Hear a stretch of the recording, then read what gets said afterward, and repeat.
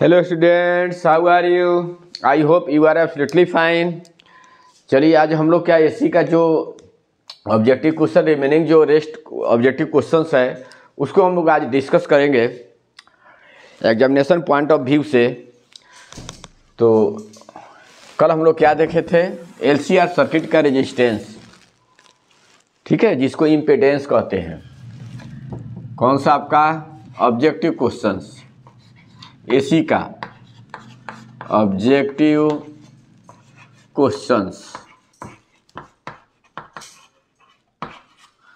क्या आपको AC chapter है अल्टरनेटिंग करंट का, एसी का। इसमें क्या रखे थे? इम्पीडेंस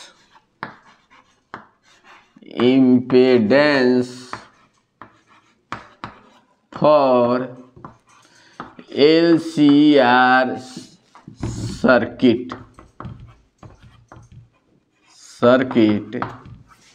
इन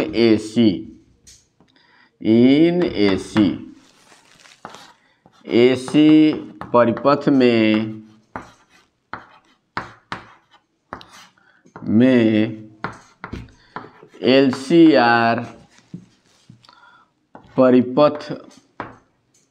LCR परिपथ का प्रतिबाधा का मात्रक क्या होता है? बोलिए ओम। प्रतिबाधा ओम क्या होता है? जेड बराबर निकाले थे √R²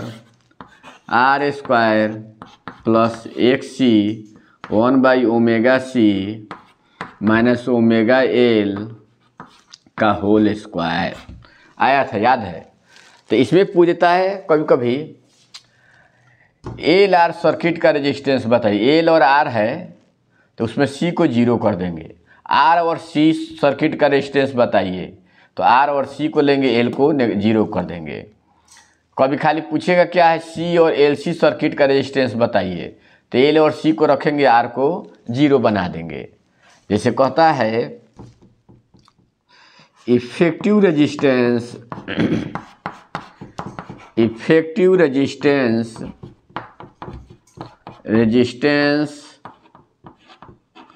फॉर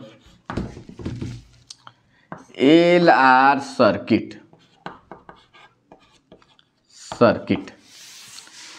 एल आर परिपथ का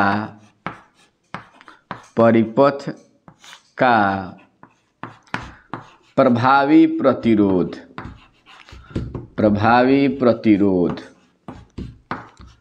बोलिए कितना होगा? तो इसमें एल और आर है तो एल और आर रखेंगे, सी को ख़त्म कर देंगे, यानी जेड बराबर मेरा क्या होगा? √R²। ये सी वाला ख़त्म होगा तो इसका स्क्वायर है ω²L² हो जाएगा। यही हमारा आंसर हो जाएगा। इसमें ऑप्शन में तरह तरह के गलत देगा, ये ऑप्शन करेक्ट दे देगा, इसको आप चूज कर लेंगे, सिलेक्ट कर लीजिएगा, ठीक है। अब फिर इसी में क्या कर देता है? इसमें RC सर्किट कर देता है। RC आर और सी लगा दे, तो आर और सी रहेगा तो एल को जीरो मान देंगे। तो मेरा कितना होगा? यहाँ पर आर और सी रहे तो R² और 1/ क्या होगा? ω² और C²। RC आर और सी कर दिया, खाली एल और सी कर दे इसी को, एल और सी। तो मेरा क्या होगा? अलग अलग अपने नोट कर लेना सब। एल सी कर दे, एल सी परिपथ का, तो एल और सी रखेंगे, आर को जीरो मानेंगे। तो इतने जीरो हो गया तो इतने स्क्वायर से रूट से 12 1/ωc और माइनस ωL हो जाएगा। हो गया। तीनों तरीके से क्वेश्चन LCR कहे तो यह खाली मारेंगे, LR कहे तो R² प्लस ω²L² कर देंगे, आर और सी कहे तो R² 1/ω² C² कर देंगे। एल और सी करे तब क्या यह लिख देंगे आपको। यह जैसे हो वैसे आपको क्वेश्चन ऑब्जेक्टिव क्वेश्चन में पूछा जाता है, आप इसको जरूर आप देख जाएंगे, ठीक है। अब क्या है?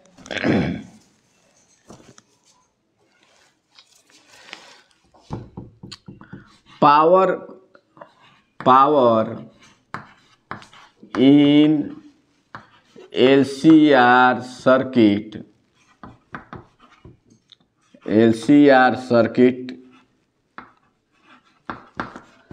in AC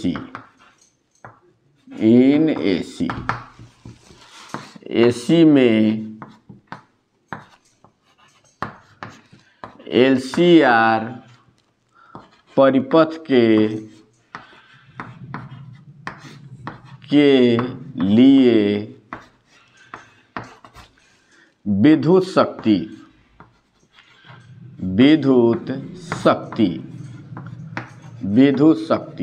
ऐसे पूछता है। तो इसका आंसर क्या होता है? P बराबर ERMS। क्या होता है इसका answer? ERMS into IRMS into cos phi. ये ऑप्शन रहता है ERMS IRMS cos फाई। तो आपको पता है डिफरेंट अब इसी में से पूछता है। क्या हो? AC के साथ रेजिस्टेंस हो तो बताए थे कल, केवल AC के साथ, तब क्या होगा? इफ तीसरा का है ऑब्जेक्टिव, बहुत सारा ऑब्जेक्टिव से बन जाएगा आपको। If resistance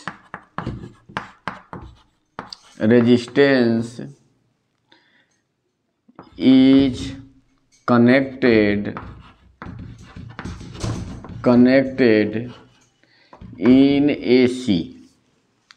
in AC the power consumed by resistance is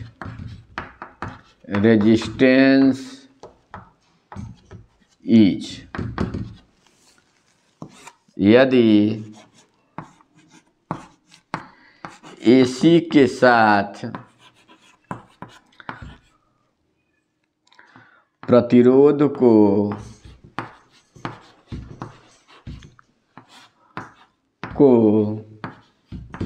जोड़ दिया जाए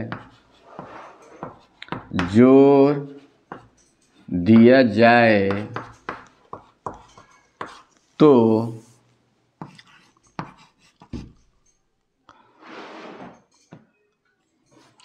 शक्ति ह्रास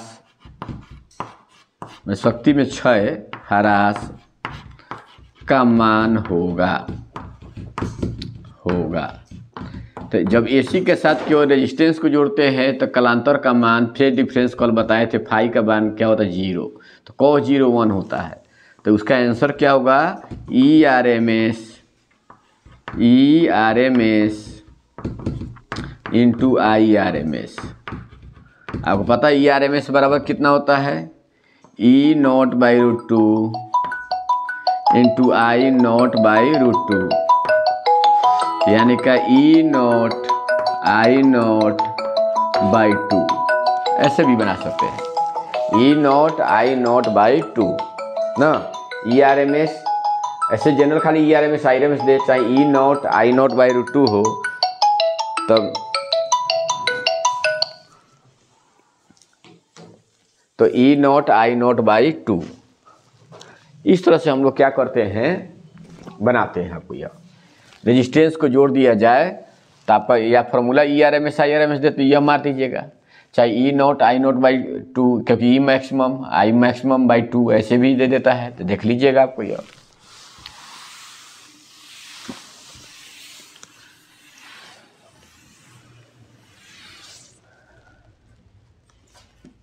एक चीज और है आपको, if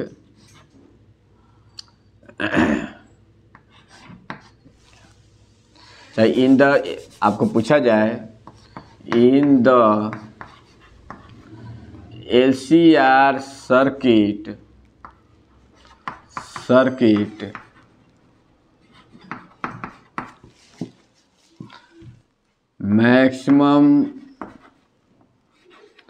maximum consumed power through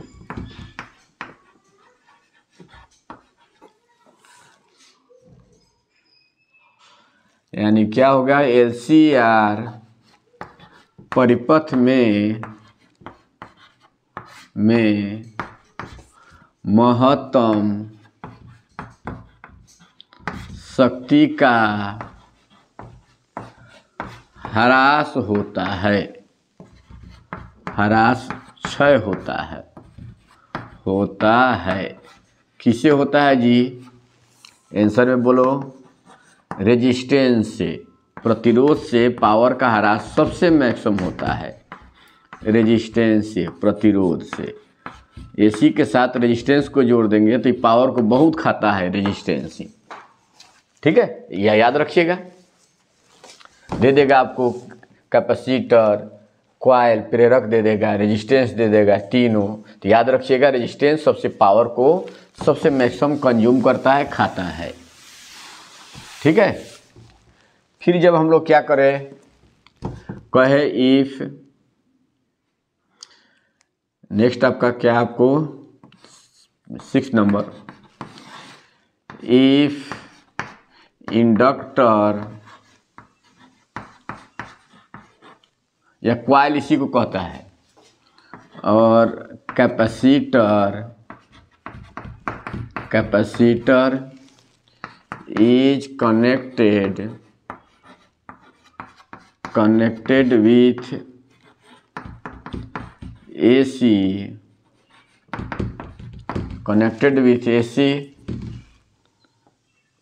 the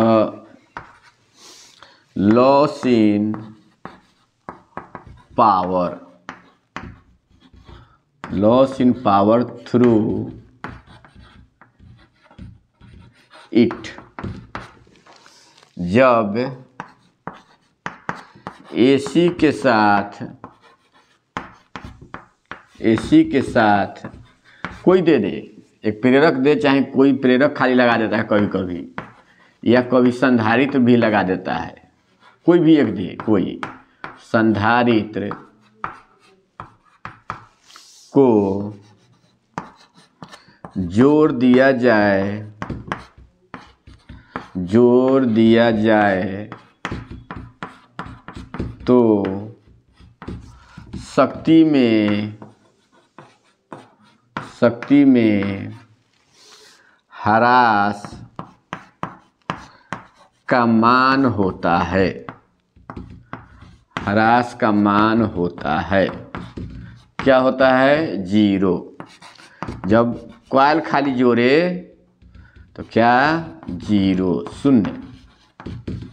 जब AC में, याद रखिए, जब AC के साथ केवल कॉइल को यानी इंडक्टर को जोड़े, कैपेसिटर को जोड़े, तो कहेगा कितना कैपेसिटर कितना पावर खाएगा, तो 0, कोई पावर नहीं कंज्यूम करता है। या प्रेरक इंडक्टर कितना पावर खाएगा, कंज्यूम कितना करेगा, तो 0।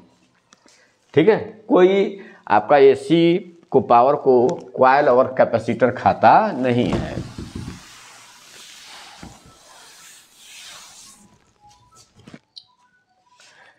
P factor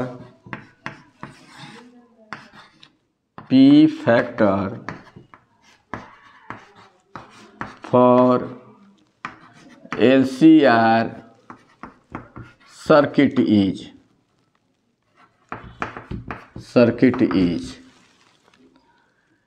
LCR परिपथ के लिए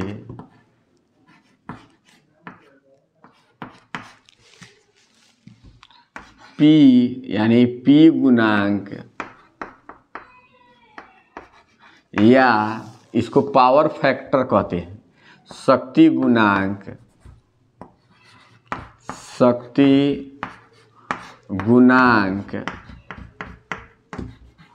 होता है, शक्ति गुणांक होता है। आंसर में क्या होता है? cos phi.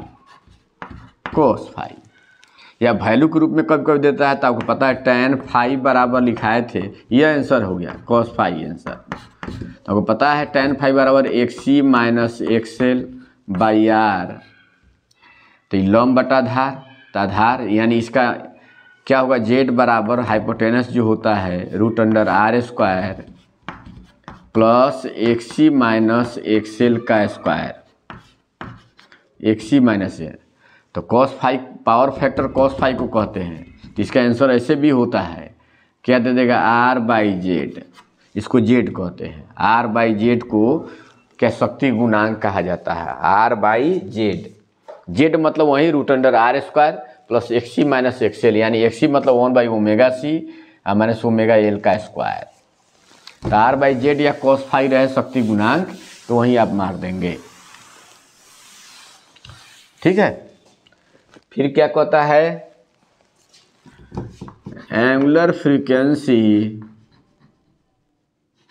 Angular frequency for LCR circuit, LCR circuit, sorry angular frequency for resonance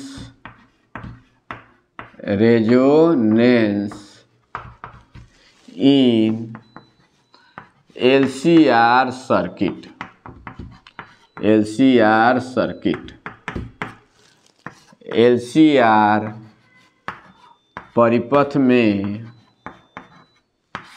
परिपथ में कोणीय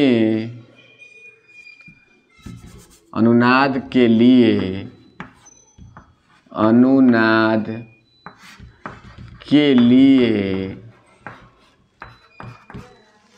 कोणीय आवृत्ति का मान होता है, आवृत्ति का मान होता है। तो क्या होगा आंसर में इसका, ओमेगा बराबर 1/√LC, या फ्रीक्वेंसी खाली पूछे, फ्रीक्वेंसी आवृत्ति पूछे, फ्रीक्वेंसी आवृत्ति खाली पूछता है। कभी कभी ये कोणीय आवृत्ति पूछ दे तो यह आंसर हो जाएगा, कोणीय आवृत्ति। देखिए आवृत्ति खाली पूछे तो ओमेगा बराबर 2 न्यू, तो न्यू बराबर 1/2π√LC। आवृत्ति खाली पूछे तो यह आंसर होगा, और कोणीय आवृत्ति पूछे तो यह आंसर होगा, देख लीजिएगा। ठीक है, तो इस तरह से हमारा क्या निकला, यह एसी से रिलेटेड आपका ऑब्जेक्टिव क्वेश्चन हम लोग देखे ना जी। एसी से रिलेटेड हम लोग क्या देखे, आपको ऑब्जेक्टिव क्वेश्चंस देखे। अब इसमें क्या आपका कुछ देख लेते हैं, इसमें भी और सब वही सब दिया है। हाँ, कहता है कि आरसी का विमीय सूत्र होता है, इसमें कहता है आरसी का विमीय सूत्र होता है, विमीय सूत्र होता है।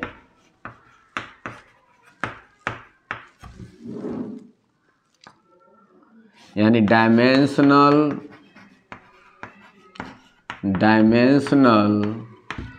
Formula for RC. तो आरसी एक टाइम कांस्टेंट है, आई इक्वल टू, जैसे फार्मूला होता है I0e⁻t/RC, ऐसे होता है। ये टाइम के होता है, यानी आरसी का डायमेंशन फार्मूला क्या होता है, टाइम के बराबर, m0 l0 खाली t होगा टाइम के। ठीक है, अब तो नहीं दिया है इसमें, बाकी सब लगभग बता दिए आप लोग को। इसमें ट्रांसफार्मर के लिए है, किसके लिए है,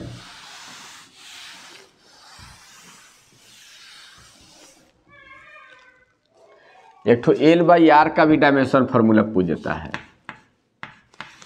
dimensional formula for L by R, L by R का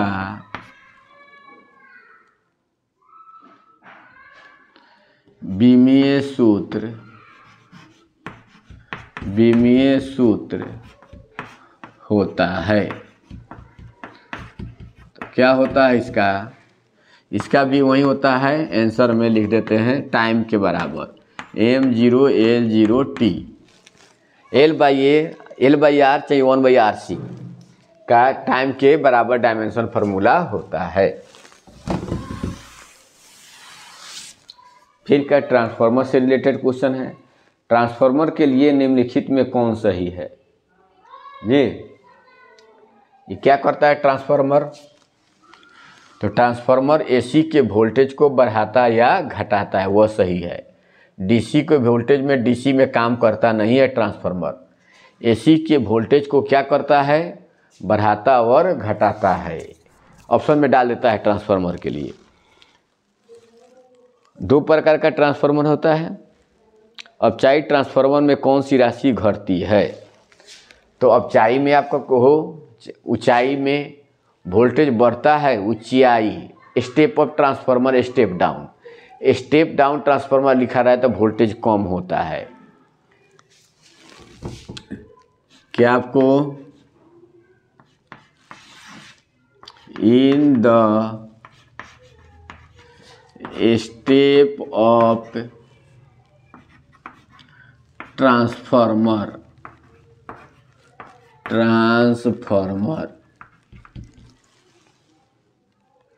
it's which of the following quantity decreases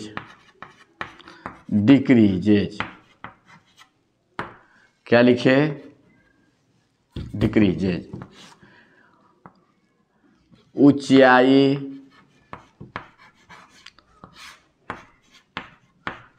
transformer में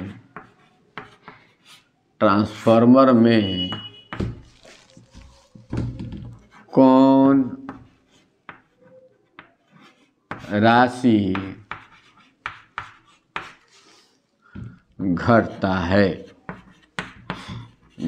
है? आंसर में क्या लिखेंगे? वोल्टेज। ठीक है। और वहीं स्टेप डाउन दे दे, स्टेप यहाँ अप के जब पर स्टेप, दूसरा क्वेश्चन है 14 नंबर, स्टेप डाउन, इसमें होगा इंक्रीजेज। इसमें क्या होगा? Increases.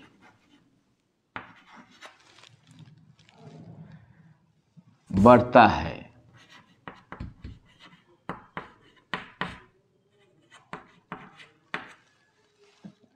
Step down sorry decrease, उल्टे हम लिख दिए। क्या है? देखिए स्टेप अप में लिखेंगे, स्टेप अप में बढ़ता है वोल्टेज, स्टेप डाउन में वोल्टेज ही घटता है इसमें डिक्रीजेज।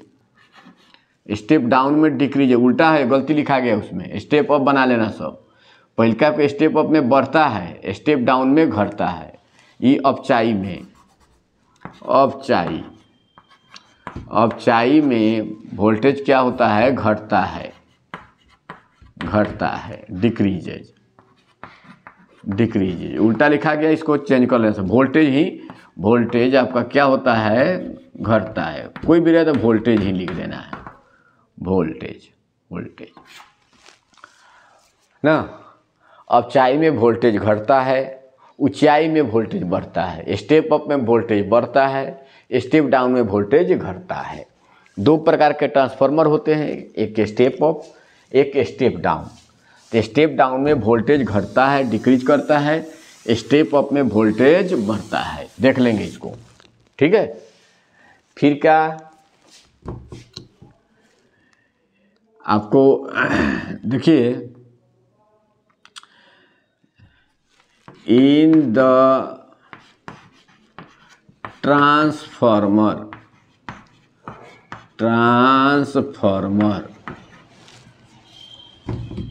भी क्या आपको इंड्यूस्ड EMF, चाहे वोल्टेज पोटेंशियल, चाहे voltage in the secondary coil transformer में द्वितीयक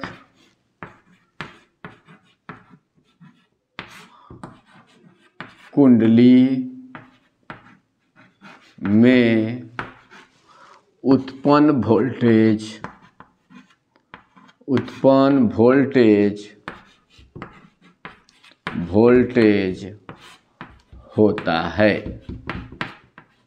होता है ES बराबर NS by NP into EP, NS by NP या N2 बाई N1 ऐसे भी लिख देता है। याद रखिए NS क्या है, S मतलब सेकेंडरी कॉइल में नंबर ऑफ टर्न्स, द्वितीय कुंडली में फेरों की संख्या, तार लपेटा गया है। प्राइमरी कॉइल में प्राथमिक कुंडली में लपेटों की संख्या, प्राइमरी कॉइल में वोल्टेज, यह रिलेशन होता है। याद रखिए अगर स्टेप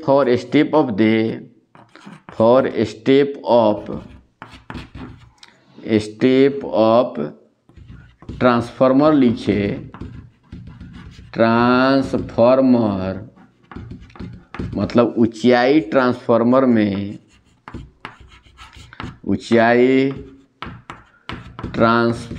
में दे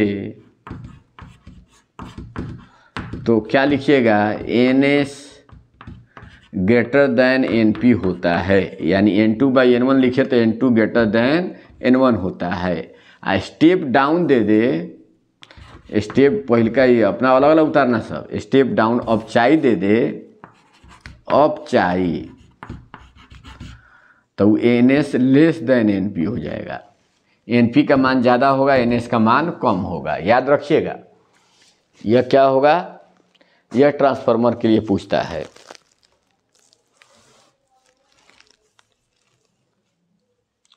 ठीक है,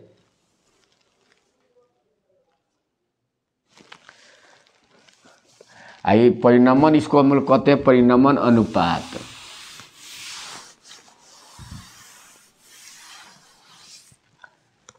तो NS कहता है इन द ट्रांसफार्मर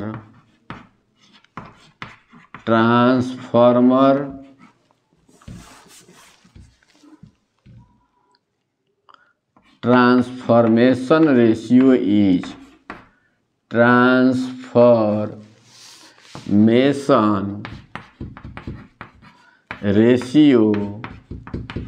इज क्या होगा, ट्रांसफार्मर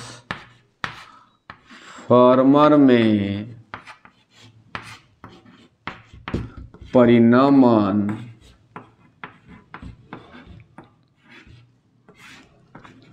अनुपात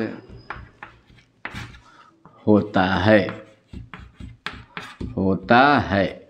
परिणमन अनुपात किसे कहते हैं, NS बाई NP। तो क्या हो जाएगा मेरा आंसर, ES बाई EP बराबर NS बाई NP। तो कभी खाली है ये लिख देगा VS बाई VP, या VS को V2 मान लेता है, इसको V1 तो V2 बाई V1 ऐसे करके भी दे देता है बदल कर। याद रखिए ES बाई EP में सेकेंडरी का वोल्टेज प्राइमरी का वोल्टेज के रेशियो को, या सेकेंडरी का नंबर ऑफ टर्न्स माने द्वितीयक का नंबर ऑफ टर्न्स, प्राइमरी का नंबर ऑफ टर्न्स, दोनों के रेशियो को हम लोग क्या कहते हैं? परिनमन अनुपात, ट्रांसफॉर्मेशन रेशियो कहा जाता है। ठीक है।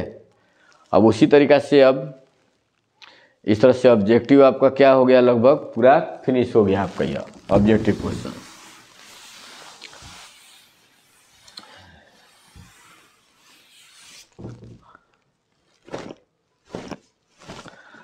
अब इसमें क्या दिया है आपको? Short question. Short question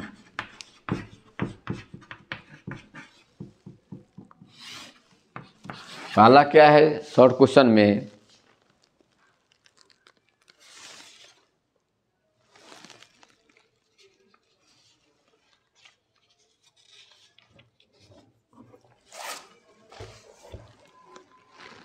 short question में प्रत्यावर्ती धारा परिपथ में प्रतिघात या प्रतिबाधा क्या है? प्रत्यावर्ती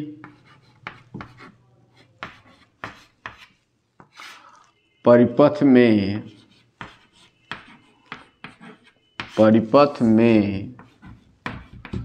प्रतिघात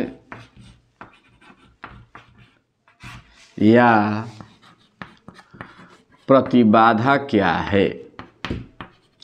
प्रतिबाधा क्या है? हो गया।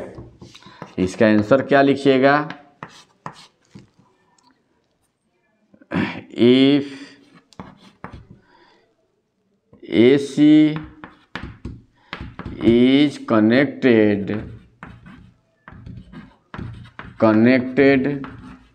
with inductor और capacitor,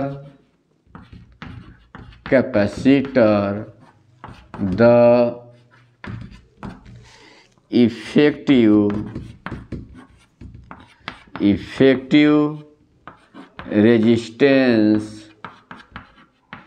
resistance is known as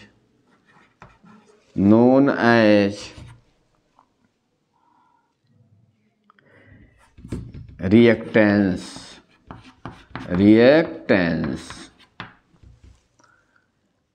फिर if AC is connected with LCR circuit,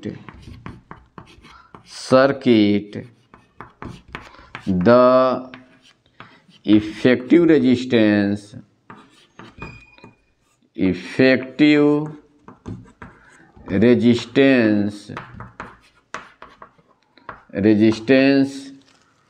is known as impedance।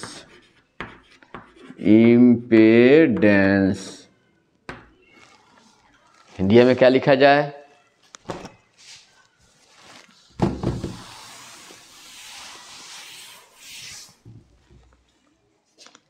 यदि AC के साथ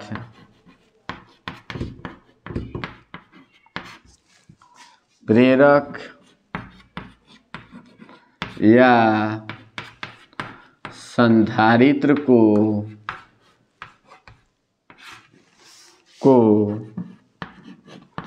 जोड़ दिया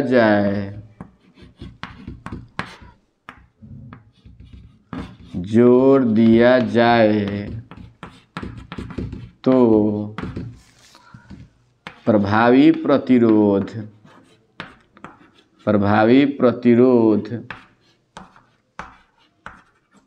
को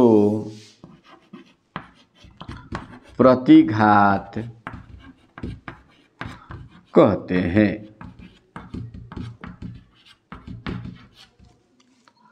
यदि AC के साथ LCR परिपथ को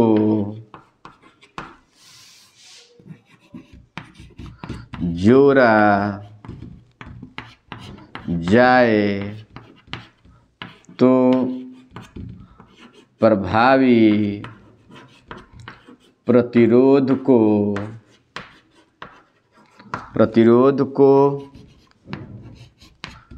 प्रतिबाधा कहते हैं। हो गया, यही लिख देना है। फिर क्या है, माध्य मान तथा धारा के शिखर मान में संबंध स्थापित करें।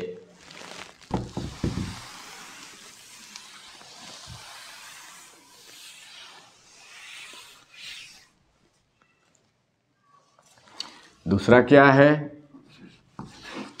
माध्य मान एवं शिखर मान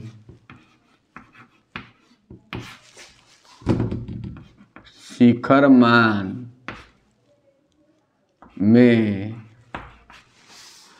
संबंध स्थापित करें।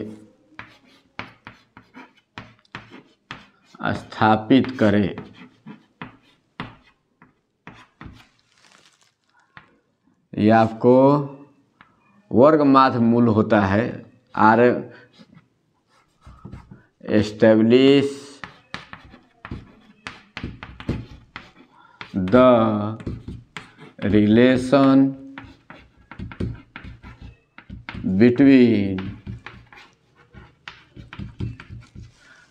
between RMS and peak value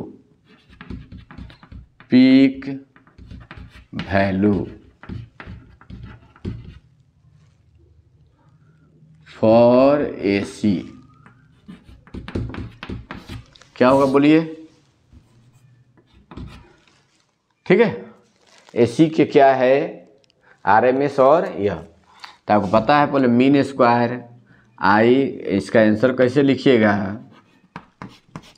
I mean square बराबर integration I square d t by integration d t, zero से कैपिटल टी, जीरो से कैपिटल टी।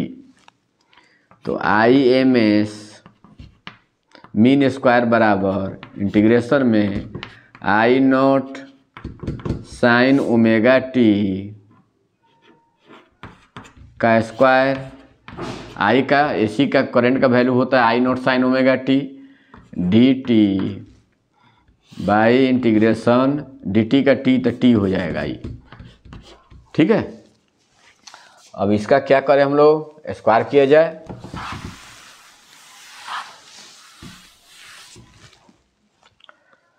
तो I M S mean square बराबर इंटीग्रेशन जीरो से T I naught square sine square omega T into D t by T.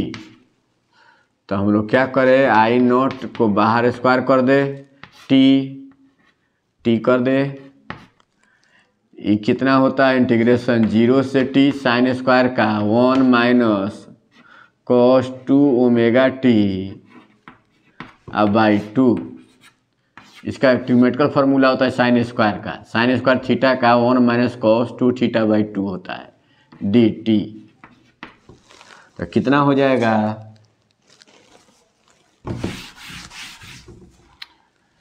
तो 2 यहाँ रख दिया जाए, आई नॉट स्क्वायर बाई 2t।